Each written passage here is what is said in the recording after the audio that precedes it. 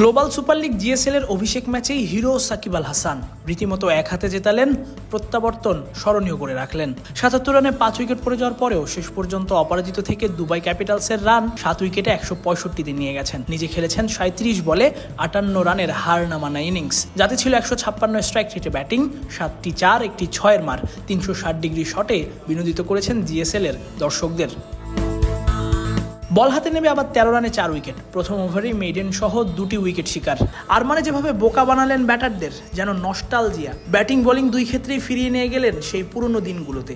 Achieve করার কিছু নেই, তবুও যেন জেদ করে দেখাচ্ছেন এখনো অনেক কিছু পাওয়ার বাকি। ওয়ালটন এখন দেশের সীমানা পেরিয়ে পৌঁছে গিয়েছে ৫০টিরও বেশি দেশে। ওয়ালটন, ঘরে ঘরে, বিশ্বজুড়ে।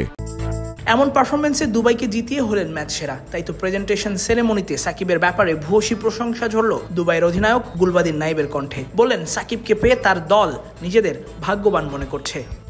অবশ্যই সাকিব খুবই অভিজ্ঞ একজন ক্রিকেটার, সুতরাং সে জানে সবকিছু। যেভাবে সে পুরো ইনিংসটাকে শেষ পর্যন্ত ক্যারি করেছে, পুরো কৃতিত্বই তার। আমরা এই ধরনের প্লেয়ারকে পেয়ে খুবই ভাগ্যবান। দুই গুরুত্বপূর্ণ স্পিনারকে ছাড়াই প্রথম ম্যাচ খেলেছে দুবাই। ম্যাচ শুরুর আগে আফগানি স্পিনার কায়েস আহমেদ পৌঁছাতে না পারায় তাকে ছাড়াই খেলতে হয়েছে। নাইবের কণ্ঠে কায়েসকে না পাওয়ার আফসোস শোনা গেলেও তিনি যখন দেখেন অভিজ্ঞ সাকিব তার দলে রয়েছে এবং সাকিবের দিকে তাকালেই তার মনে হয় তার কাছে অনেক অপশনসও রয়েছে। সাকিবের কল্যাণে তারা অসাধারণ একটা দিনও পার করেছেন, এটাও স্বীকার করলেন।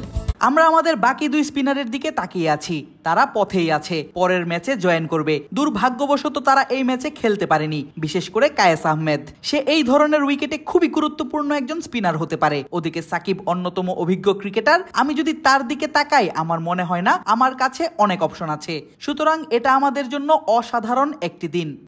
তাসফিক পলক, ক্রিক ফ্রেন্জি।